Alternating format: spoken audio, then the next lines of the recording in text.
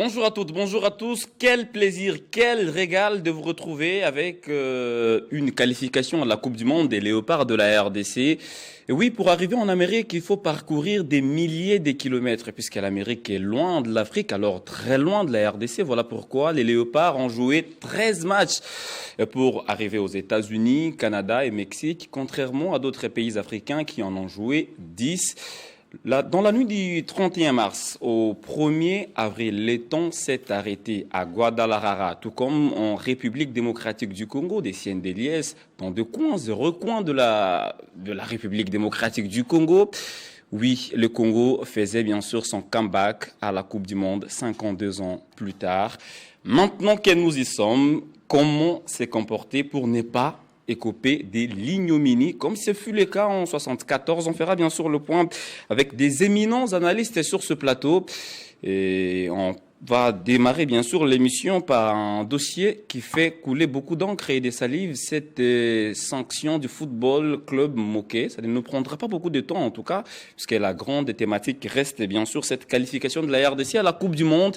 Mais ne quittez pas vos sièges, puisqu'à la fin, on va vous proposer un reportage sur le Rafiki. Oui, le Rafiki, c'est bien sûr un club des vétérans qui vient bien sûr déposer ses valises à Kinshasa. Vous êtes sur Télé 50, vous êtes au bon endroit. Bienvenue dans Au cœur du sport. Le temps pour moi de recevoir les gens qui analysent l'actualité avec leur cerveau.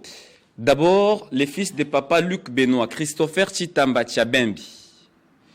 Un peu décalé d'Edi Kankouka-Dima, tiré 4 épingles ce matin. Bonjour, bienvenue. Bonjour à vous, Christian Bokaya. Je suis un peu éclectique sur ce qui est style. Ouais. Dans la limite du possible, je ne suis pas artiste pour être extravagant, mais bon, aujourd'hui, ce n'est pas une habitude. C'est pour une raison. Je célèbre à ma manière la qualif de la République démocratique du Congo. Port du cerveau, toujours obligatoire. Aujourd'hui, on permet de mettre un peu d'émotion là-dedans et un tout autre sentiment, le patriotisme. Parce que ça reste historique, 52 ans. Finalement, je suis fier. Je peux même bomber le torse. Vous vous rappelez le plateau que vous aviez organisé avant le match? Je disais, on avait peut-être trouvé la recette miracle. C'était des joueurs 100% évoluant en dehors du Congo pour enrayer la malédiction, parce qu'en 1974, c'était des joueurs 100% évoluant à domicile. Bon, ben, ok. J'ai de quoi me bomber le torse aujourd'hui pour dire que j'avais vu juste quelque part, mais c'est avec beaucoup de joie et de rire que j'accueille cette qualif. Merci beaucoup Christopher Chitama. Voilà pourquoi moi je suis très détendu ce matin. J'ai mis un peu mes boubous pour me rappeler cette qualification, puisque j'ai passé nuit à la belle étoile. Je devais entre-temps festoyer et travailler. Donc c'est pas facile. Un peu comme Simon Valdo Yamba, qui nous a beaucoup manqué, mais qui finalement est là ce matin. Lui n'est pas la voix des sans-voix, mais lui analyse calmement l'actualité sans faire beaucoup de bruit. Bonjour et bienvenue, Simon. Bonjour, Boka, et heureux de vous retrouver. Apparemment, vous n'êtes pas dans l'euphorie de la qualification. Quelle euphorie? Les pays tout entiers dans la joie. Non, écoutez, ça s'est dilué déjà. Ça fait... Le temps est passé. Ça s'est dilué déjà. Maintenant, c'est focus. Ce qui est devant. Ouais. Ce qui est passé, ce qui est fait est fait. Il reste maintenant ce qui doit être fait. Ok. Merci beaucoup. Tu voulais m'emballer dans ton euphorie? Je vous emballer. Non. Laissez-moi ce matin quand même saluer un ami, un frère qui est cinquantenaire. Il a raté de justesse. On va dire la première qualification au mondial. Je sais pas si vous avez dit dans les cinquantenaires. Non, bon, lui c'est vraiment les chiffres. Ah, ok. Donc il fête ses 50 ans aujourd'hui. Le pharmacien Karti Kubu Kamalandwa. Ouais. Donc heureux jour de naissance. Bien des bonnes choses à vous. Ça vaut quand même la peine. Ah ouais. 50 ans, c'est pas peu. Demi-siècle. Ah ben oui, hein. Je sais qu'aujourd'hui, il doit vraiment fêter. C'est quelqu'un qui est discret, qui est... il est pharmacien, ici en République démocratique du Congo, ancien étudiant de Alingwa, élève à Alingwa, et puis il a fini ses études à l'UNIKIN.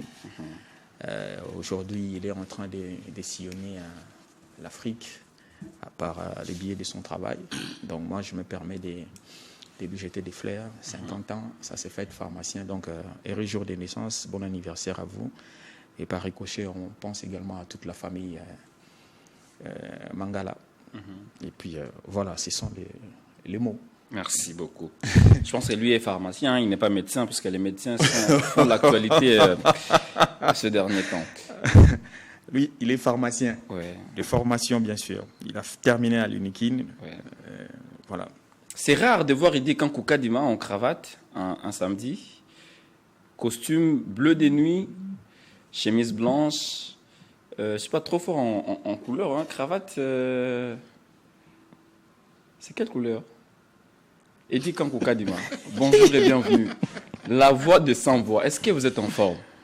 Très en forme, Christian Bokaya Doucouré. Je commence d'abord par les devoirs de chaque samedi de saluer Papi Mambolé Okiza, lui qui avait cru avant tout le monde à la qualification des Léopards à la Coupe du Monde.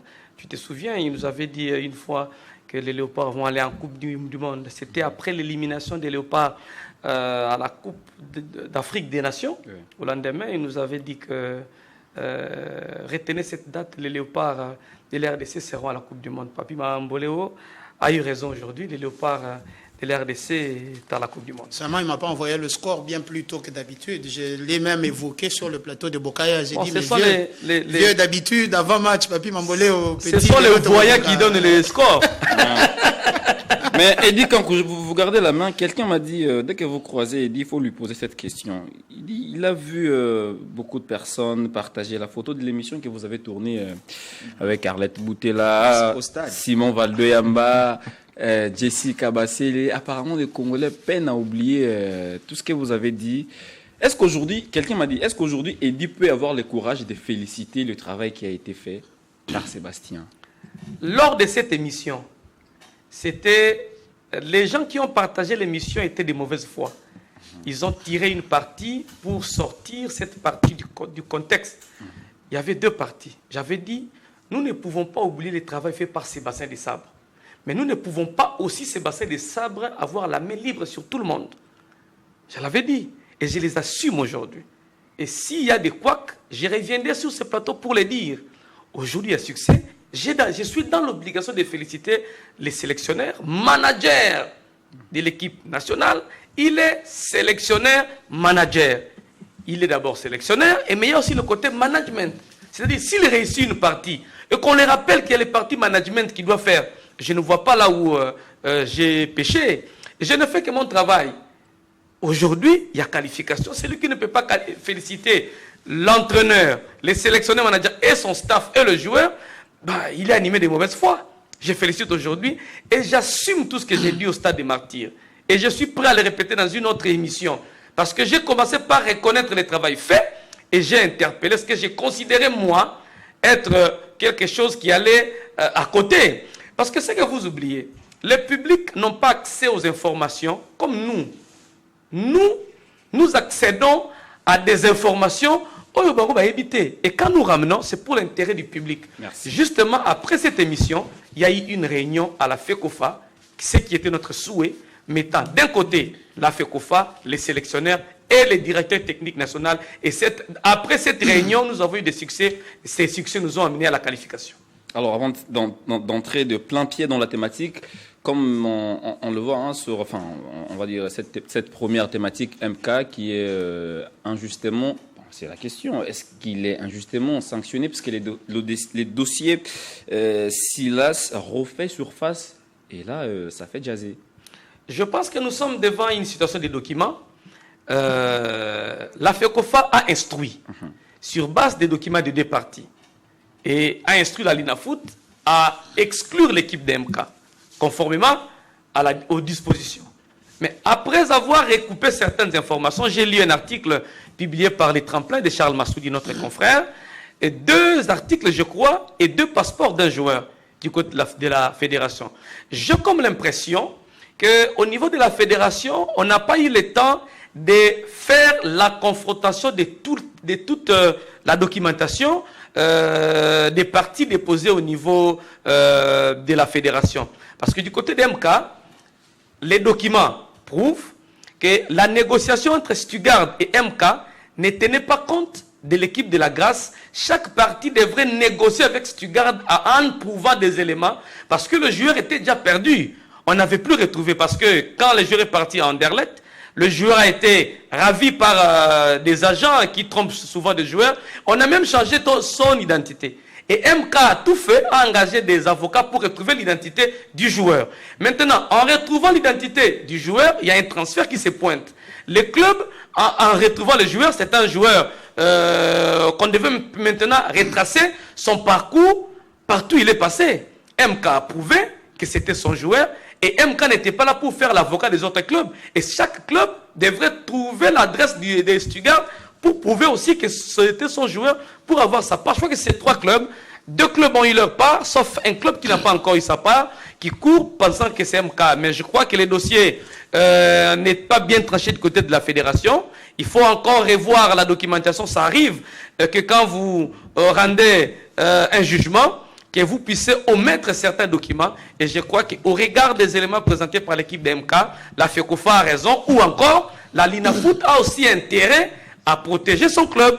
Et si jamais MK déposait toutes ses pièces au niveau de sa ligue d'attache, qui est la Ligue nationale de football, et je crois que les responsables de la ligue sont dans l'obligation de poser à leur tutelle, à sa tutelle, la question sur les vraies motivations. Et seulement, je demande à l'équipe d'MK de préparer un bon dossier, de déposer du côté de sa ligue d'attache, qui est la Linafoot, parce que la Linafoot a reçu les instructions venant de la fédération. Simon Valdoyamba, vous avez pris le temps de scruter ce dossier. Est-ce que MK est injustement sanctionné? Je l'apprends sur ce plateau, je n'ai rien à dire. Allez. À Christopher Tchitambachabembe, qui également a suivi de très près ces dossiers depuis le début des semaines. Aujourd'hui, on s'est dit il y a quand même légèreté dans la gestion ou dans le traitement de certains dossiers et ça risque d'avoir des conséquences, on va dire, un peu néfastes pour les uns, tout comme pour les autres. Et maintenant, c'est MK qui est au pied du mur. Je dois avouer que j'ai vu la correspondance de la FECOFA, du CONOR. Après, j'arrive pas à démêler le vrai du faux. Malheureusement, je n'étais pas associé au point de presse tenu par le président d'MK. J'aurais pu prendre peut-être suffisamment d'éléments, mais je ne vais pas me risquer à condamner une instance ou une autre. Je pense que sur le plan administratif, on a encore beaucoup à faire. Oui. On n'a jusque-là pas vraiment un serveur qui retrace tous les joueurs, leur parcours et tout ça. Je crois que c'est important d'aller aux élections et d'aller choisir quelqu'un à la fédération qui viendra avec des projets en ce sens-là pour que l'on ait une traçabilité en tant que telle des joueurs. Merci beaucoup, Christopher. Enfin, on va réunir tous les éléments. Au moment opportun, on fera lumière. Bon, c'est à nous de faire la lumière ou c'est à la fédération de faire lumière. Et nous, on vous apportera beaucoup de précisions. On va parler bien sûr de cette thématique phare. Je le disais tantôt, c'est la RDC devait attendre plus d'un demi-siècle, bien évidemment, pour retourner à la Coupe du Monde.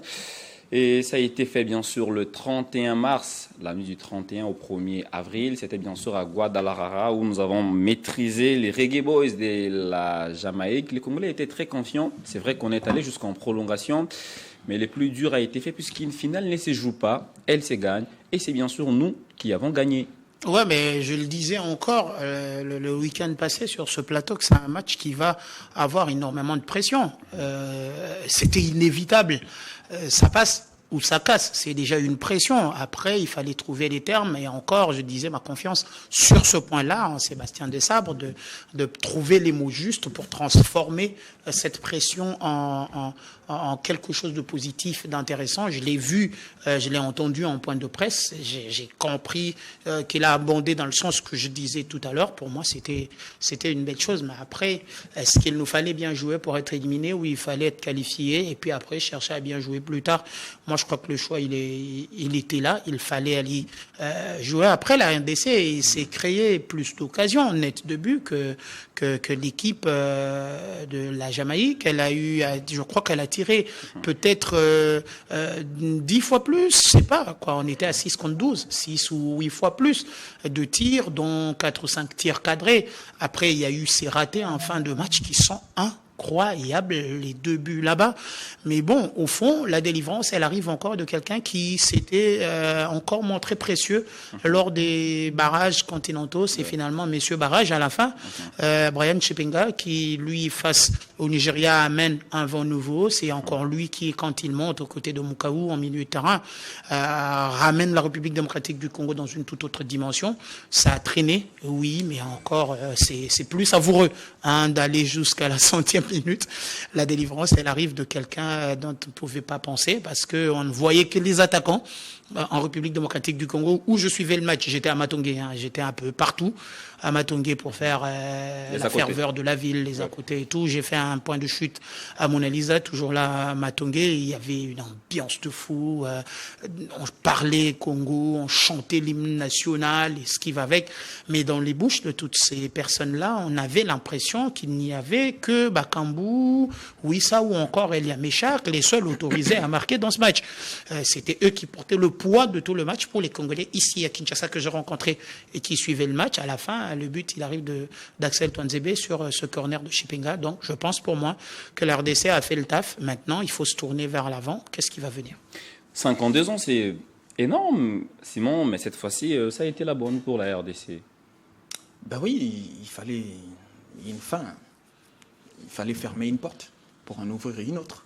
Et là, nous sommes vraiment entrés dans une nouvelle ère, une nouvelle dynamique concernant bien sûr la Coupe du Monde. J'espère que cela aura une certaine influence sur cette sélection pour aller chercher à nous offrir cette fois-là les trophées de la Coupe d'Afrique des Nations.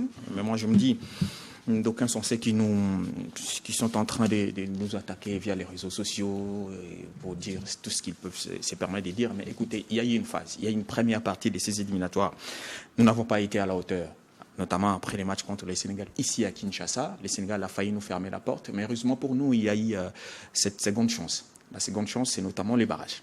Et les barrages, rappelez-vous, même le chef de l'État, Félix-Antoine Tshisekedi, a critiqué la sélection, ces matchs contre le Sénégal, dans les vestiaires. Il s'en est pris d'ailleurs à Meshak Elia. Meshak va dire, c'est pas moi, il a levé les mains. Il dit non, non, non. Parce qu'il n'était pas du tout content de ce qui a été emmené par 2-0. Et en définitive, on s'est fait battre à domicile 3-2. Heureusement pour le président de la République, il a dit, certes, ce n'est pas encore fini, il nous reste les barrages. Allez-y, cherchez cette qualification. Je ne vais pas répéter ces mots, la vidéo circule sur la toile. D'ailleurs, cette vidéo a refait surface sur le propos tenu par les chefs de l'État dans les vestiaires pour dire qu'en lui, il avait une certaine vision. Il croyait encore, c'est l'un des rares Congolais à s'être prononcé si tôt, avec foi et conviction, que la République démocratique du Congo, ce joueur était à même de faire quelque chose. Mais tout en mettant un peu du piquant sur le choix, sur les sélectionneurs, pour dire que c'était quand même inadmissible. Ça ne pouvait pas arriver. Nous étions chez nous, nous étions en train de mener. Et ce sont là les éléments qui ont certainement concouru, qui ont certainement interpellé aussi, en dehors de ce que nous avons fait, de ces plateaux autant réclamés aujourd'hui, dont la photo circule encore. Je me dis, il y en a qui sont venus dans ces métiers pour ne pas comprendre ce que c'est être journaliste. Je ne vais pas donner des notions de journalisme sur ces plateaux, mais je constate seulement qu'il y en a qui se disent journalistes, mais ils n'en maîtrisent pas la donne, ils ne savent pas c'est qui un journaliste, c'est qui doit faire quoi, quand et comment, malheureusement. Et pour moi, j'estime avoir fait un travail intelligent, un travail qui a secoué, un travail qui a réveillé, un travail qui a... Journaliste. Un travail qui a abouti à ça. Aujourd'hui, tout le monde s'est dit, regardez, les 3 matchs qui nous paraissaient un peu compliqués, la RDC a gagné ces 3 matchs. Les 3 matchs les plus importants. Parce qu'avant d'en arriver à Guadalajara, il fallait bien sortir de ces barrages au niveau du continent, face au Cameroun et face au Nigeria. Nous l'avons fait. Et moi j'ai dit, d'ailleurs, nous avons fait les plus durs pour moi. C'était ces 2 matchs-là où il fallait l'emporter. À Guadalajara, c'est vrai, on est sorti de cette pesanteur de Kinshasa. Je me dis, cette pesanteur de Kinshasa, cette pesanteur de la République démocratique du Congo qui ne nous a jamais porté, surtout non, pendant les 2 derniers matchs, pendant les 2 matchs importants de ces éliminatoires de la Coupe du Monde, nous devrions vraiment être à la hauteur, mais malheureusement, notamment contre la Tunisie et le Maroc. Mais là, il y a eu des cartes. Donc, sur le plan Je n'ai rien à dire. Foulé Sabre a fait son travail. Quand on gagne, oui, en fait, je l'ai vu, c'est comme jamais auparavant. Il s'est laissé, il a dansé. C'est vrai, nous sommes tous avec lui dans ce qu'il est en train de faire. Ce que nous revendiquons, c'est qu'il soit conscient et qu'il se rappelle des objectifs qu'il lui a signés. Je rappelle, sur les deux objectifs, il n'en a atteint que un. C'est 1 sur 2. C'est 1 sur 2. C'est 50%. L'objectif, c'était de gagner la CAN. La dernière CAN, il en a dans ses textes. C'est lui qui connaît son contrat. Je n'invente rien. Il connaît que dans son contrat, il lui a été dit de gagner la CAN au Maroc. Et là, maintenant, en dehors de cette CAN-là, il fallait aller à la Coupe du Monde. Et la Coupe du Monde, nous y sommes, donc 1 sur 2, c'est un parcours qu'on va saluer quand on sait que ça fait 52 ans qu'on n'a pas été à la CAN. Ça fait 52 ans qu'on n'a pas non plus gagné la CAN. À la Coupe du Monde. Hein, à la Coupe du Monde. Ça fait 52 ans qu'on n'a pas non plus gagné la CAN. Donc les Congolais ont fait un choix entre gagner la CAN et aller à la Coupe du Monde. Nous avons priorisé aller à la Coupe du Monde. J'espère bien que les choses vont... Il est prolongé des Sabres, que je sache. Non, il devait prolonger pour 3 ans déjà. Non, il a un contrat de 5 ans. Il a été prolongé avant même que son contrat n'arrive à terme. Ouais. Il a été prolongé pour la prochaine CAN. Jusqu'à 2029. Et avant que Mona Kabulo, François n'est parti, il avait déjà prolongé son contrat avant que le premier n'arrive à terme, avant que le contrat signé avec Chembo, le ministre. Il a prolongé avec François Kabulo comme ministre. Sous Kabulo, il a prolongé. Ouais. Donc, allez-y comprendre. Ouais. Je ne peux pas dire. Non, mais allez-y. Hein, je veux bien expliquer certaines choses. Il y a eu la part, une carte pas moindre jouée par le président de la République, dans son influence, dans sa foi, dans tout ce qu'il avait comme vision en tant que chef, en tant que leader, spirituel également, je vais le dire ainsi, parce que ça reste la sommité. Ça reste la sommité sur ces terrains-là aussi. Et il y a eu également une autre carte.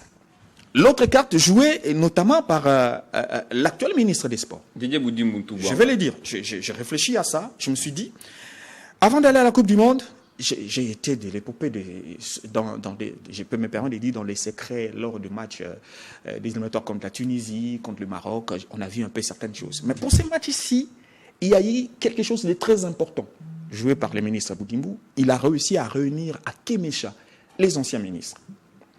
Dans la nuit des pionniers. Voilà. Ouais. Les anciens ministres. C'est quelque chose qui apparaît pas aussi grand, mais c'est quelque chose de très, très important. On a vu Denis Kamba prendre les devants, s'exprimer. Il y a toujours eu des égos entre ces ministres-là. Entre eux. Il y en a toujours. Moi, j'étais surpris. C'est l'un des rares à avoir réuni autour de lui tous ces ministres. 90% des anciens. Ce n'est pas moindre. Et au-delà de ça, j'ai vu 2 ministres être à Guadalajara. Et je ne sais pas qui a fait le choix, mais j'ai vu les ministres, l'ancien ministre Chembo être à Guadalajara. J'ai vu également le ministre Niango. Papi Niango. Les 2, rappelez-vous, Niango, c'est le match contre la Tunisie. Chembo, c'est le match contre le Maroc. Heureux hasard ou montrez-nous un peu ces images. On va les voir en image, ça qui a été. Je me suis dit, est-ce les deux? Ces matchs contre la Tunisie et le Maroc. Nous se plaçant entre les deux pour dire que venez ensemble, portons ces poids, vous qui étiez passés par là. Ça, c'est ma façon de voir les choses. De réfléchir. Je les ai vus. Quand j'ai vu les deux et qu'on en arrive à ça, je me suis dit, écoutez, parce que le football ne se joue pas que sur le terrain. Parfois, ceux qui vivent l'environnement du football, ils savent bien comment certaines choses se jouent. Sincèrement, Valdo, vous allez continuer, mais c'est la première fois que ces images ne me font rien. Je vous assure. J'avais toujours un pincement au cœur quand je regardais ces matchs. J'avais quelque chose qui me disait on y était presque. Et regarde, là, on réussit à faire le plus dur, c'est-à-dire refaire notre retard. Et là, ça reste un match, quoi. C'est un match. Avant, c'était une grosse déception sur patte. Là, c'est un match. Mais qu'est-ce qui n'a pas été fait à l'époque avec le ministre Chembo et le ministre Niango pour qu'on atteigne cet objectif. Ici, en marquant le 2e but, on était déjà au mondial, en Russie. Même stade de martyr, même réalité qu'avec le Sénégal. Oui. Voilà, donc. On nous a égalisé. Qu'est-ce qui n'a pas été fait? Demandez à ces ministres-là en confidence, ne posez pas la question aux médias parce que certainement ils ne vont pas. Mais demandez-leur qu'est-ce qui n'a pas été fait. Ils ont renié ciel cette fois et terre à l'époque pour qu'on atteigne cet objectif-là. Mais aujourd'hui, on y est. Notamment, je reviens sur ce qu'avait évoqué Gédélus Koupa dans une de ses publications. Il disait, il a dit, il y a de fortes chances que la RDC puisse se qualifier parce que nous avons changé d'air, changé d'environnement. Ça ne se joue pas ici à Kinshasa. Voilà la question que je comptais poser à Edi Kankouka Dima. Ça ne se joue pas ici à Kinshasa. Non, je ne veux pas monopoliser. Ouais, ça aussi, je vais continuer quand... vous allez encore. Voilà la question après. que je pose à Edi. Aujourd'hui, si on s'est qualifié, c'est vrai, on reviendra sur le terrain, mais soyons un peu dans... On est Bantou, on se connaît dans ce pays. Si aujourd'hui on s'est qualifié au mondial, c'est parce qu'on a joué loin de notre fief, Eddy. Parce qu'à maintes reprises, on a subi des humiliations à Kinshasa. Oui, Valdo l'a dit que le stade de Martin n'a jamais porté le bonheur à l'équipe nationale, surtout en ce qui concerne les éliminatoires de la Coupe du Monde. 2 fois, on a versé des larmes dans ces stades. Et on ne pensait pas que contre la Tunisie, la RDC allait perdre ces matchs. Et en plus contre le Maroc. Et je l'ai toujours dit, les journalistes se basent sur les analyses et sur les faits. Et je pense qu'à 2 reprises, si nous devons participer à la Coupe du Monde, il faut jouer à l'extérieur. Au stade des Martyrs. Oui, moi, si vous voyez la manière dont on nous marque au stade des Martyrs, regardez un peu, Luindama, la balle arrive. Là, c'est au Maroc, ici à Casablanca. Ici, c'est à Casablanca. Ça, c'est Casa. Revenez, Oui, on nous collait 4 buts. Ouais, Kadi, allez sur le but des Tunisiens. Vous allez voir ça. Donc, c'est comme si les joueurs en train de rêver n'ont pas conscience que ce sont les éliminatoires qui vont nous amener à la Coupe du Monde. Regardez ce but. Un but gag, hein. Vous comprenez? Il dévie le ballon et puis, dans ses propres perches. C'est comme s'il y a quelque chose qui ne va pas au stade des Martyrs. D'où il faudrait envisager de construire un autre stade. Exact. Il faut qu'on se le dise. C'est là où j'allais chuter. Le stade des Martyrs n'est plus un stade viable. Mythique, mais c'est mythique, mais plus pas viable. Voilà. Parce qu'aujourd'hui, même si on veut faire de ces stades des stades qui répondent aux normes FIFA CAF, il ne faudra pas une réhabilitation, mais une reconstruction. Parce que les exigences travaux FIFA de génie aujourd'hui, civil. voilà. Et là où se trouve la salle de convoi de presse et la tribune presse, c'est vraiment éloigné. Alors qu'avec les exigences aujourd'hui, nous étions en Algérie avec vous, nous venons du Maroc. Au Maroc. Ouais. C'est pas de la même manière. Non. Il faut un stade pour la République démocratique du Congo. Mais comment comprendre qu'on joue loin de notre fief, on gagne, et avec tous les scénarios qu'a connu ce match, il y a eu d'abord une forte pluie à Kinshasa. Bon, la pluie c'est naturel. De bénédiction. Non, mais je vous donne, laissez-moi finir. Il y a eu une pluie torrentielle ce jour-là à Kinshasa, et juste après cette pluie, la RDC a réussi à marquer. Pas seulement ça. Il y a eu... Et vous pensez que la pluie a porté au bonheur à la RDC? Non, j'ai fini. On parlait tantôt de la malédiction de mardi. Heureusement, ce match a commencé le 31 pour terminer le 1er. Et ce match a connu... mardi pour terminer mercredi. Et en plus, ce match a connu 2 arbitres. Ce sont des faits comme ça qui nous disent, messieurs, attention, cette fois-ci était la bonne. Sinon, si c'était à Kinshasa, Bon, on s'est dit, moi je me dis, si c'était à Kinshasa, il y aurait eu cette pesanteur négative qui continue à nuire à cette sélection. Ça reste un fait. En tout cas, franchement, pour moi, un match de football ne se joue pas que pendant les 90 ou les 120 minutes, tel qu'on l'a vu là. Il y a beaucoup de choses, d'ailleurs, peut-être les choses les plus importantes sont en dehors du terrain. Ce que nous voyons là, ce n'est qu'une partie.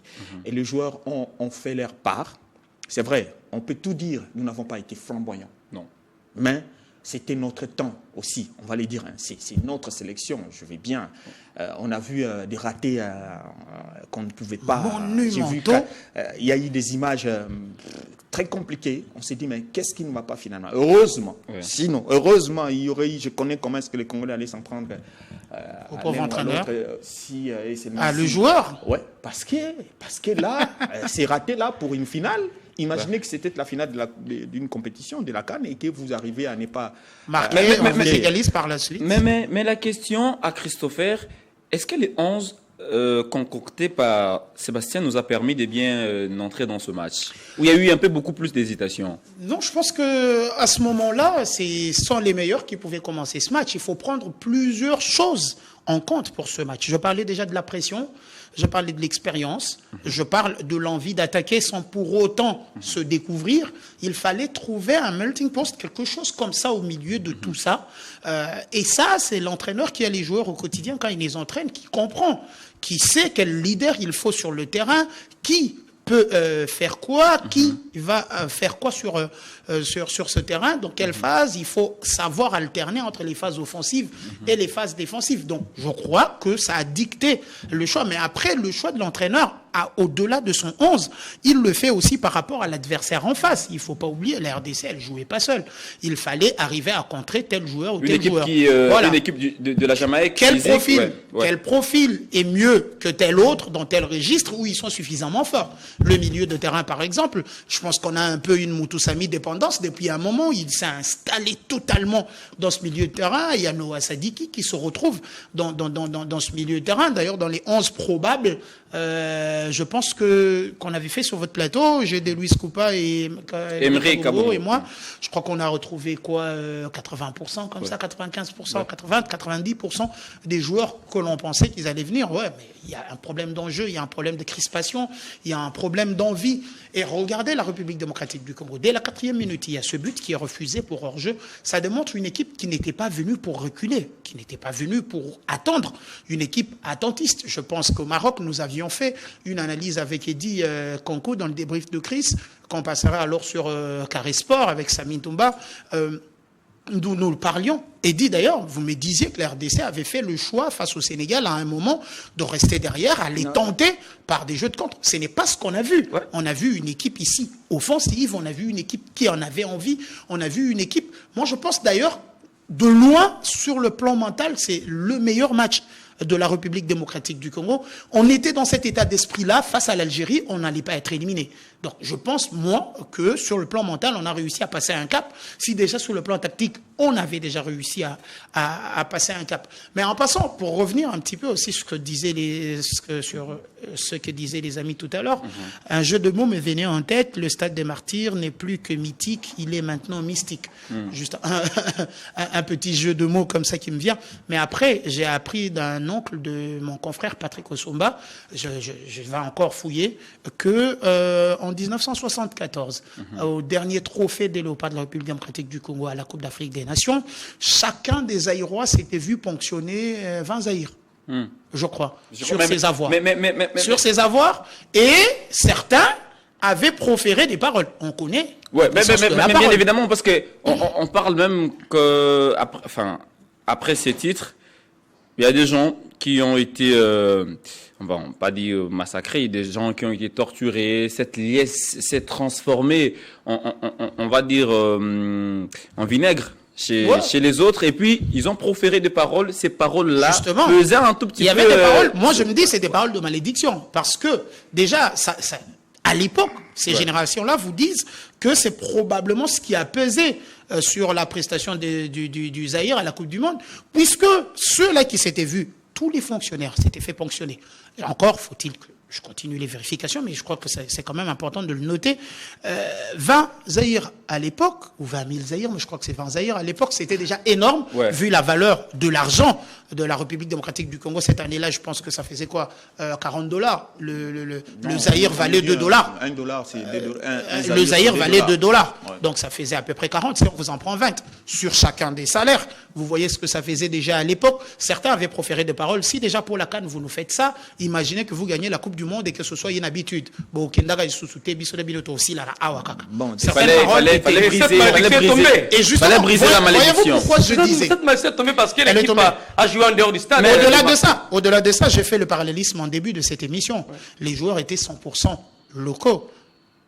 Et aujourd'hui, antenne totalement locale, on sait facilement nous réavoir dans les réseaux. mais avec des joueurs qui sont en dehors, c'est autre chose. À Simon Valdoyama, avant de donner la parole à Eddy Kankou Kadima, qui devra être concentré sur l'émission. Eddy, soyez avec nous ici.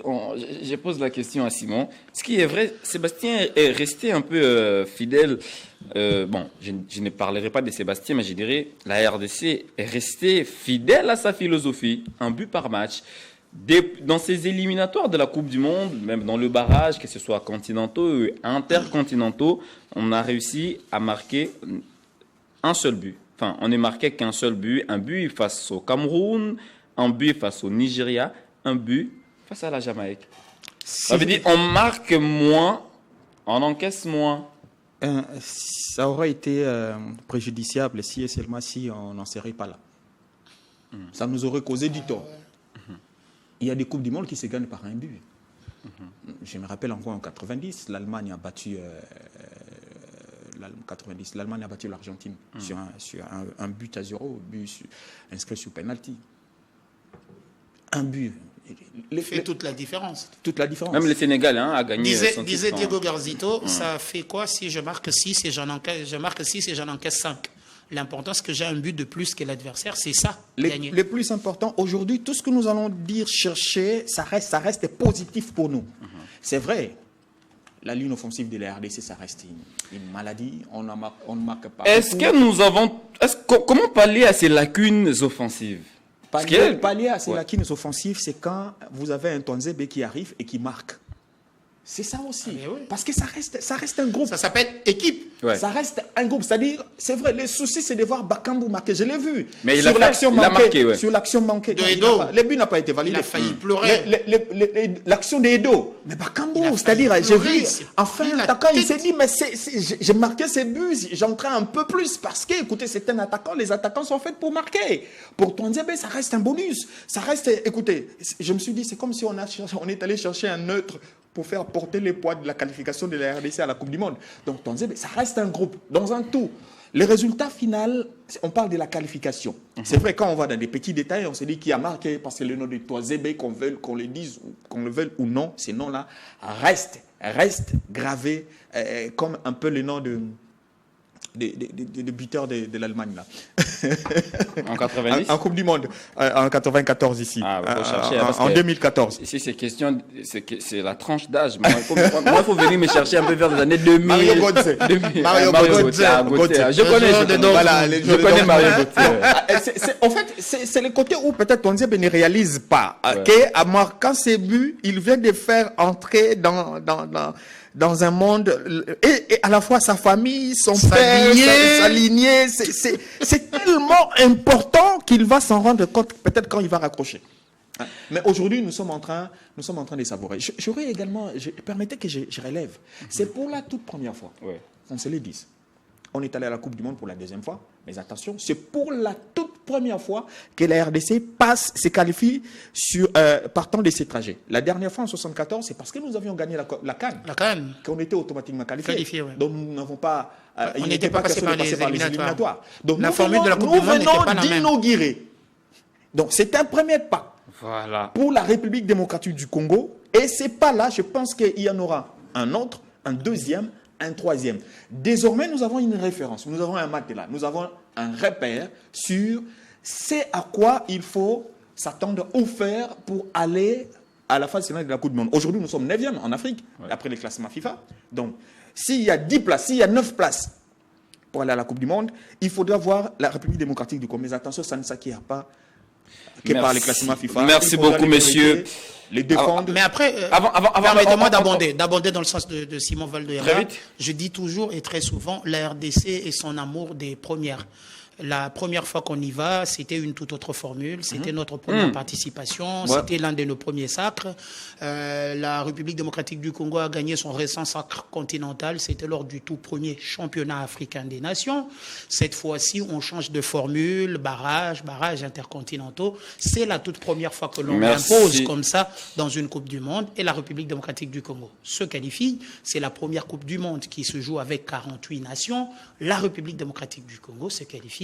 La RDC a un amour avec les premières. Maintenant, l'important, c'est de continuer sur la lancée. Et ce n'est pas un hasard, puisque on a essayé de faire la lecture du temps sur ce plateau et on a compris que c'était vraiment notre temps. Il fallait retourner à la Coupe du Monde après tous les efforts fournis par le président de la République, grand fan de l'équipe nationale. Simon Valdo le disait tantôt, à chaque fois qu'il y a match, même quand il n'est pas au pays, et j'ai l'impression que le match contre le Sénégal, si le président était dans les tribunes, peut-être qu'il se passerait quelque chose. Non, ne disons pas. Ouais, peut-être que ça serait pour la première fois qu'il allait non, vivre la défaite de sa nation.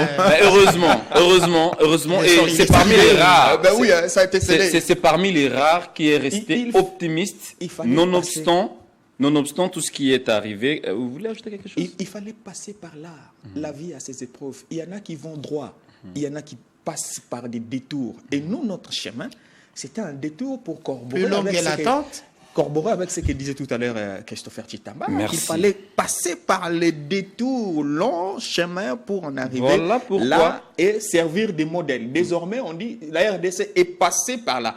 Maintenant, prochainement, nous allons passer par le court chemin direct. C'était vraiment le chemin de la croix pour la RDC. Voilà pourquoi je l'ai dit, que d'habitude, l'Amérique est loin de l'Afrique, mais très loin de la RDC, puisque nous, on a joué 13 matchs, contrairement à d'autres équipes qui en ont joué 10 et se sont directement qualifiés. Il a fallu que nous puissions jouer le barrage continentaux, confirmer qu'on a essayé de progresser d'abord sur le continent, ensuite aller battre aussi la Jamaïque, qui avait la même envie que nous, puisque la Jamaïque n'a joué qu'une seule Coupe du Monde, c'était bien sûr en 98.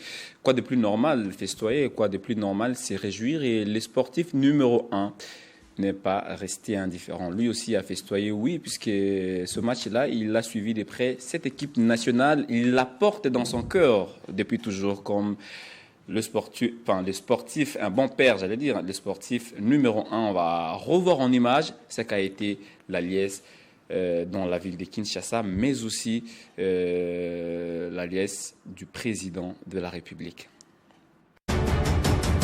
Le temps s'est arrêté ce mardi soir sur l'étendue du territoire national pour suivre la prestation des Léopards de la République démocratique du Congo face aux Reggae Boys de la Jamaïque. Partout à travers la ville de Kinshasa, des fan zones étaient aménagées pour permettre à la population de suivre le match les plus décisifs de la jeune génération des Léopards. On croirait à peine que le stade Akron de Guadalajara de Mexique était dans une province de la RDC.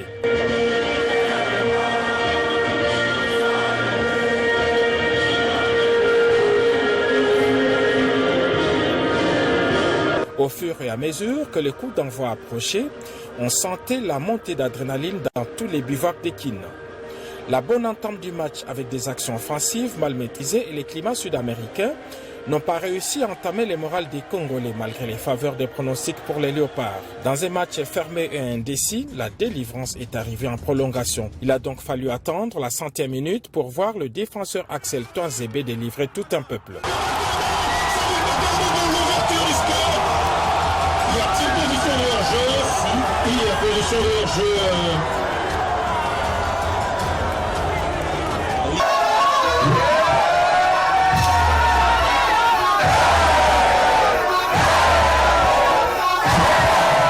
Des Boma à Goma, en passant par les Mongalema, c'est le pays tout entier qui a explosé de joie.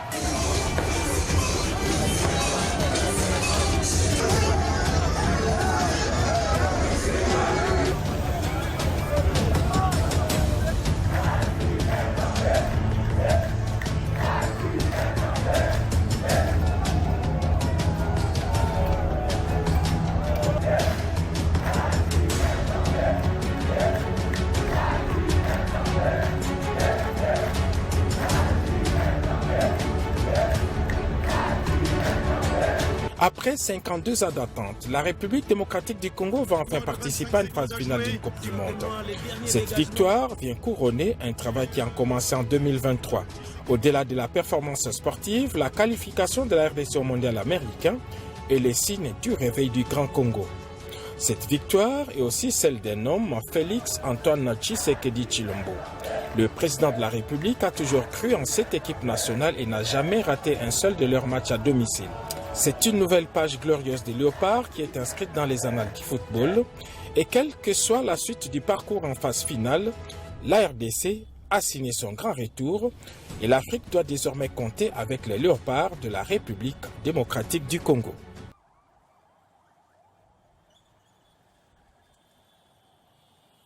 Voilà, c'était là le reportage de la presse présidentielle. Allez, c'est le réveil du Grand Congo. Eddie Kankukadima, je reviens à vous avant qu'on prenne la deuxième thématique. Faut-il récompenser les anciens ou laisser la place aux talents? Mais je vous pose quand même la question, ça vous fait comment de voir le chef de l'État, nonobstant ses multiples occupations, mais suivre de près les différents matchs de la RDC et festoyer, on va dire, partager ces moments de gaieté avec la population? C'est un sportif né. Il adore le sport, particulièrement le football. Et ce n'est pas en devenant président qu'il suit le sport. Vous voyez, à chaque fois que le président de la République parle avec le joueur, il parle même de la situation du joueur en club. Mais toi, cette semaine, tu n'as pas joué. Il a parlé à Piquet, il a parlé à Mbemba. Je vois la vidéo quand ils se sont qualifiés pour le barrage, ici au stade des Martyrs. Le président, il est temps de parler avec toi. C'est-à-dire, ce n'est pas quelqu'un qui suit le sport parce qu'il est le président de la République. Il suit parce qu'il est aussi sportif. Et il n'a pas commencé à suivre quand il a accédé. Il a commencé à suivre, c'est avec lui-même, les gens le disent. Mais il suit et c'est aussi un supporter des clubs européens. C'était d'ailleurs, excusez-moi, quand vous dites que c'est un véclubien, ça me rappelle les dossiers Luvumbu. Quand il répondait à cette question, il a dit qu'il avait demandé à son ami, à son frère. À son ami et frère. À son ami et frère, Amadou Diaby. Amadou Diaby aussi, il faut préciser, hein, c'est vrai, je n'ai pas l'habitude d'en parler sur ce plateau, qui en coulisses joue toujours fait un travail de titan grâce à ses contacts avec Mondial Match. Depuis un moment, on sent que les choses sont très bien organisées du point de vue communication. Et c'est généralement aussi grâce à un travail des titans, un travail de qualité qu'il fait en coulisses. Tout n'est pas à dire sur la place publique, mais j'ouvrais cette parenthèse. Il y a toujours eu des hommes de l'ombre, c'est-à-dire ceux-là qui abattent un travail que les communs des mortels ne voient pas. Voilà, j'ouvrais cette parenthèse. J'ouvrais cette parenthèse pour montrer l'importance de certaines actions qu'Amadou Diaby pose dans ce pays pour le bien-être, et bien évidemment, de la République. Je referme la parenthèse. Donc, vous allez continuer parce que vous étiez en train de parler du président qui parlait tantôt d'Amadou Diaby. Voilà. Quand vous parlez, je suis très heureux que c'est vous qui en parlez. Parce que si j'en parlais, moi, sur ce plateau, les gens diront peut-être, il le dit parce que vous ne savez pas ce qu'Amadou Diaby... La vérité a été tuée, dit. Voilà. Que vous le disiez ou pas, heureusement que c'est ça l'effet. Lui aussi, dans ses investigations, il est tombé sur cette information. Et je confirme et je réaffirme qu'Amadou Diaby fait un grand travail en sourdine pour la République démocratique du Congo. Il a décanté plus d'une situation en termes de fermeture des stades. Je l'ai dit aujourd'hui parce que c'est un succès qui est arrivé. Parce que la nation est qualifiée. Et après, il faut aussi lui jeter des fleurs. Derrière cette qualification, il y a plusieurs personnes qui ont travaillé dans l'ombre, notamment lui. Mais aujourd'hui, c'est pratiquement... Je vois dans les réseaux... C'est tout le monde qui est en train de... C'est tout le monde qui veut se greffer. Voilà, derrière... Voici ma part, voici ma part, voici ma part, voici ma part. Mais quand les uns... Et lui, Amadou, n'a pas dit, voici ce que j'ai fait. Il n'a rien dit. Je n'ai vu nulle part. Il n'a rien dit, rien n'a pas même une interview. Je crois que le vrai, il fait moins de bruit. Voilà. Ah bon? mais avançons. Messieurs, on va prendre... Vous allez beaucoup parler, hein, quand on va prendre la deuxième partie, la deuxième thématique, pour ne pas dire... la deuxième partie de l'émission, parce que nous allons déjà amorcer l'atterrissage. J'aimerais quand même faire une mention, peut-être que c'est en dehors de ce que vous faites, mais j'aimerais faire une mention. Nous devons comprendre dans ce pays, parce que je vois beaucoup de gens, j'ai même vu avant la qualif, j'ai mal pour certains Congolais, mais certaines personnes dire « je ne veux pas qu'on se qualifie parce que c'est Tshilombo qui va prendre toute la gloire, je ne veux pas qu'on se qualifie parce que Boudimbo sera le ministre qui nous aura qualifiés, je ne veux pas qu'on se qualifie parce qu'on dira que tel ou tel ou tel autre. » J'aimerais aujourd'hui rappeler à tous les Congolais que cette nation nous appartient à tous. Ouais. Ce n'est pas la nation de votre mauvaise foi. Que vous ayez une dent contre quelqu'un ne fait pas de ça une loi que la nature doit accepter. Ça, c'est un fait. De deux, où pensez-vous que jouer une Coupe du Monde n'a jamais été politique? Cette qualification de la République démocratique du Congo dépasse le seul cadre du sport. Il dépasse le seul cadre du football. C'est un problème, Lady avait évoqué tout à l'heure, le premier sur ce plateau, c'est un problème de soft power. Aujourd'hui, je vais prendre l'exemple de l'Italie pour vous montrer que l'on ne peut pas dissocier ce qui se passe de politique et du football. Le président de la Fédération italienne de football, Gabriele Gravina, est parti de là parce Et que... l'Italie qui ne jouera pas malheureusement la Justement, Coupe du Monde. l'Italie éliminée. Ça fait 3 fois, fois. 14 ans que l'Italie n'est pas présente en Coupe du Monde. 2018, 2022, 2026. Voilà, je vais vous montrer un tas de choses. Gravina part parce que c'est le choix de l'opposition qui insiste sur son départ. Il est lâché même à l'intérieur. Il n'a pas de soutien public, il se retrouve obligé de démissionner. Encore heureux que l'occidental a la culture de la démission. Il choisit de partir. Ne pas se qualifier, surtout pour cette Coupe du Monde, est un problème politique pour l'Italie. Parce que les États-Unis, le Canada, le Mexique sont des partenaires privilégiés de l'Italie en termes de diplomatie, en termes de tout. On arrive à ce niveau-là. On va revenir sur un autre aspect, c'est le soft power. Il s'agit de l'image du football italien. Rien que 33% des joueurs italiens sont dans le championnat, et encore, ils ne sont pas des top niveaux du championnat italien. Mais Christopher, très vite pour embrayer sur ce point, en parlant du problème politique, en 74, c'était le cas. C'était le président du Zaïre à l'époque qui a tapé du poing sur la table. Et je peux vous rafraîchir la mémoire sur les événements organisés à Kinshasa, Zaïre, enfin dans le Zaïre à l'époque, il y a eu ces combats, Mohamed, the Rumble in the Jungle, qui est rentré dans l'histoire, the Rumble in the Jungle. C'était la volonté des noms. Des noms, bien évidemment. C'est-à-dire Joseph Maréchal, le président de la République, même la CAN gagnée, la dernière CAN gagnée, c'était également. J'allais faire le parallélisme, je voulais y arriver. La République démocratique du Congo renoue toujours avec son histoire. En 74, quand on va à la Coupe du Monde, Mobutu profite pour faire du soft power déjà à l'époque. Il prône la zaïrianisation. On venait de changer, on venait d'adopter d'autres appellations. Encore moi, aujourd'hui, je préfère me faire appeler citoyen Chitamba en mémoire de l'époque. C'est vrai que j'étais pas là, je suis venu quelques années après, mais j'aime bien ça. J'aime bien l'impact que ça. Et aujourd'hui, encore une fois, la RDC à la croisée des chemins, on va peut-être, ou même pas peut-être, on va terminer une guerre qui a décimé le sang congolais sur 30 ans. Et vous ne voulez pas qu'on utilise la qualification à la Coupe du Monde de manière politique pour vendre ce qu'est la République démocratique du Congo. Mais quittez cette terre, vous n'êtes pas chez vous. Merci Christopher. Eddie Kankoukadma, maintenant le deuxième point ou la deuxième partie de l'émission. C'est cette thématique-là. Faut-il récompenser les anciens ou laisser la place au talent? Puisque maintenant qu'on est qualifié, il faut créer, il faut se démarquer de la génération 74, puisqu'en Allemagne, c'est vrai qu'on s'était qualifié avec la génération des Ndaï Moulamba, des Volvo, paix à son âme, mais la suite, laisser à désirer. Mais cette fois-ci, il faut faire bonne figuration, et pour faire bonne figuration, il faut être à la hauteur. 9-0 parce qu'on a levé les pieds. Ça, il faut le dire aussi. Ouais. Je pense que... La question que je vous pose, faut-il récompenser les anciens puisqu'ils se sont battus, bec et ongle, pour qu'on se qualifie, ou on doit maintenant laisser la place au talent? Bokaya, vous allez voir maintenant les parents des joueurs évoluant à l'étranger vont écrire nous avons contacté les papas d'un tel, mon fils manifeste la bonne volonté de servir les Congo. Vous allez voir. Demain ou après-demain. Avant la Coupe du Monde. Avant la Coupe du Monde. Il y en a qui vont vouloir envoyer. Il y a des opportunistes. Heureusement que Bissaka a été visionnaire. Il s'est embarqué. Il est venu au voilà. C'est qui le tout jeune des 18 ans.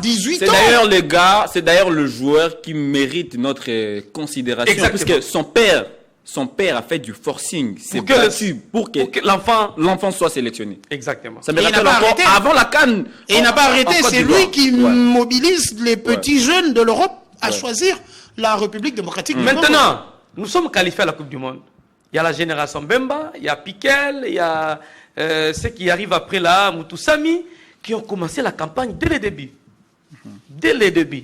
Quand Desabre est arrivé, Desabre n'a pas voulu faire avec des anciens joueurs recrutés exactement. Il a construit sa génération. En construisant sa génération, il a commencé les éliminatoires avec sa génération.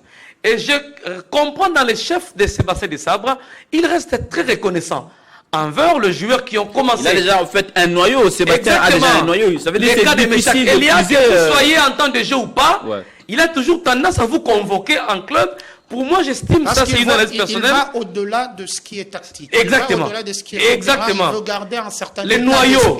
un certain état d'esprit dans le groupe, une certaine dynamique qui s'est installée. La casser serait tout reprendre. Et maintenant, il a gardé cette dynamique et nous avons les résultats. La nation, la sélection s'est qualifiée. Maintenant, après cette qualification, il y a des joueurs qui vont progresser en temps de jeu, il y a des joueurs qui vont peut-être régresser.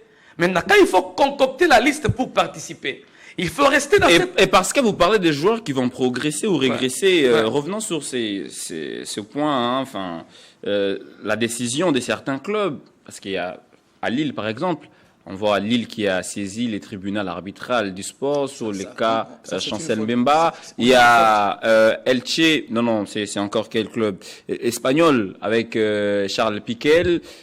Ça veut dire aujourd'hui les clubs européens, voilà. Déjà que ces clubs pas tous contents, déjà que ces clubs sont contre lesquels les joueurs viennent jouer. Non, est-ce que c'est la règle? Non, il respecte seulement la règle. Il respecte seulement la réglementation. S'il vous plaît. C'est la réglementation. C'est simple. C'est ça, c'est la réglementation. On a dit 48 heures après. Mais comment fallait-il s'y prendre, sachant qu'à un moment on s'est qualifié, on doit communier avec la population, et de l'autre côté, il y a quand même des exigences du club. Oui, mais il fallait faire un choix. Le choix, c'est de respecter la réglementation. Et si vous ne respectez pas la réglementation, un autre choix, vous prenez l'autre choix, c'est d'accepter. C'est l'autre choix, c'est une demande d'accepter préalable avant de l'imposer. Il y a un joueur qui a demandé à son club et le club a accordé. Certains joueurs n'ont pas demandé. Si vous ne demandez pas, vous préjudiciez. Mais c'était aussi le travail que devait faire la fédération, c'est-à-dire anticiper, écrire. Bien entendu. Attends, quelle fédération? Nous avons une fédération congolaise. Nous attendons les élections. Nous attendons les élections pour avoir une fédération. Jusque nous avons un comité de normalisation qui gère les aspects. Attendons qu'on organise les élections, nous aurons un comité. Pourquoi Christian demande à... Voilà. Pourquoi vous voulez demander à une bicyclette d'avoir un moteur de 1000 chevaux? Non, si vous posez la question à la fédération actuelle, au comité normal, est-ce qu'ils savent qu'il fallait écrire pour demander le... Avançons. Simon Valdoyamba. Sur ce point, nous sommes... Oh, c'est vrai, je savoure la qualification, mais là nous sommes allés dans... Nous nous retrouvons dans les excès. Ça risque d'entacher, parce qu'il y en a... Le poids là, c'est sur le joueur que ça va porter. Nous célébrons ensemble, mais il y a maintenant, en termes d'individuels, des pesanteurs qui commencent déjà à faire jaser dans les réseaux. Donc, quitte à nous, le football est codifié. Nous n'avions qu'à respecter ce qui est fait. Ça aurait été élargi si c'était un titre, un trophée. C'est vrai, ces clubs-là ne voient pas cette qualification de la même manière que nous la voyons. C'est comme nous regardons que c'est un 6 et ils voient que c'est un 9. Donc on sera... Oui. Bon, quoi qu'il en soit, il fallait quand même communier. C'est 52 ans après. Oui, mais quoi qu'il en soit, il fallait communier parce que c'est 52 ans après. Voilà pourquoi je disais que le club et nous, nation, nous ne voyons pas les choses de la même façon. Il y a des team managers. Il y a des team managers. Il y a des gens cet appareil devait le faire. Qui devaient se mettre au travail. Parce que là, ils sont devant le fait accompli. C'est affronter le pouvoir du club. C'est donner l'autorisation à d'autres de faire pareil. C'est créer une jurisprudence. Merci monsieur. L'émission est terminée. On répondra à cette question peut-être prochainement parce qu'on aura encore beaucoup d'autres plateaux avant, bien sûr, d'aller à la Coupe du Monde. Mais je voudrais d'abord écouter, avant qu'on se quitte, on va prendre une série des réactions. Il y a aussi Laurent Batoumona, leader du Grand Bandundu, qui s'était exprimé au lendemain de la qualification de la RDC au Mondial. 52 ans après, il est ici au micro de Yves Massala. Que tout s'est arrêté dans la soirée du 31 au 1er avril. Je me rappelle que tous les Quinois, tous les Congolais étaient concentrés sur ces matchs-là, à travers la RTNC, où nous étions pratiquement dans un suspense. Un suspense pour savoir s'il y aura qui tout double. Mais il s'est réalisé que Dieu était avec nous. Nous avons doublé en disant que désormais, nous figurons parmi les nations qui vont aller dans la compétition au niveau des États-Unis d'Amérique. C'est une fierté et un honneur d'abord pour la République, tout en félicitant le chef de l'État, 52 ans après. Je me rappelle, j'étais aux Humanités quand, après que nous ayons remporté la Coupe de l'Afrique des Nations avec Moseka. où désormais nous allons aller dans cette compétition, nous pensons que le gouvernement de la République a travaillé pour soutenir cette équipe des Léopards. Et félicitations au président de la République qui s'est montré très motivé depuis le début de cette compétition. Nous pouvons dire que depuis 2 ans, où les Léopards étaient présents sur l'échiquier africain et désormais sur l'échiquier international. Et l'autre réaction ou l'autre message de félicitations, c'est celui de l'administration des sports et loisirs. L'administration des sports et loisirs félicite les Léopards, mais demande au gouvernement de pouvoir aussi prendre soin du travail que l'administration fait au quotidien. Je voudrais ici qu'on écoute leur message lu vendredi à Kinshasa. À son Excellence, Monsieur le Président de la République, chef de l'État, pour l'engagement et la confiance placés dans les 11 nationaux, en les motivant, malgré les obstacles, d'aller de l'avant jusqu'à ce dernier succès, la qualification vers le mondial 2026. À son Excellence, Madame la Première ministre, chef du gouvernement, pour les choix reposés sur son Excellence Didier Boudimbu Toubouanga, notre génie blanc, qui a matérialisé la vision du chef de l'État comme il se doit et avec brio en accompagnant l'équipe nationale jusqu'à sa qualification. À tout seigneur, tout honneur, nos 11 fauves, nous vous aimons et vous félicitons car vous faites la fierté de notre nation pendant ces moments difficiles où nous sommes menacés par la balkanisation et la déstabilisation venue des ennemis de la paix dont dépend totalement notre pays. L'administration des sports et loisirs est un héros dans l'ombre qui a besoin de votre appui. Son Excellence, le génie blanc. Pour faire aboutir la mission vous confiez dans le secteur des sports, notamment par l'effectivité de la paye, de la prime tant réclamée et en souffrance jusqu'à ce jour. Et voilà, il y a beaucoup de messages de félicitations. Il y a aussi le message de félicitations de l'ancienne ministre de l'Action humanitaire, Aziz Mounana, qui d'ailleurs nous suit en ce moment. Salutations. Salut à vous, maman. Salutations à Aziz Mounana avec son équipe, le FC Mounana. On reviendra sur en début de semaine, on va vous amener un reportage sur l'entente, l'équipe qui fait des prouesses, en tout cas, à l'entente des Kipouchi. Messieurs, l'émission est terminée. Merci d'être venu. Merci à Simon Valdoyamba, Edi Kankukadima, Christopher Chitambachabembi. Alors, comme je vous avais dit au début de l'émission, on va se quitter avec ces images de Rafiki. Rafiki qui est une équipe de vétérans créée en 2013 à Kolwezi. Rafiki qui pose bien sûr ses valises à Kinshasa. Et c'est dimanche, il y aura un grand événement, un match qui va bien sûr inaugurer la présence des Rafiki à Kinshasa. Merci à vous d'avoir été avec nous du début jusqu'à la fin. On se retrouve très prochainement avec le même plaisir. Merci aussi à toute l'équipe technique autour de Kadimouelo, à Alain Makessi à la prise des sons, Kadimouelo à la régie finale, et puis Eric Mwamba derrière toutes les caméras. Messieurs et dames, profitez bien de ce week-end sur Télé5.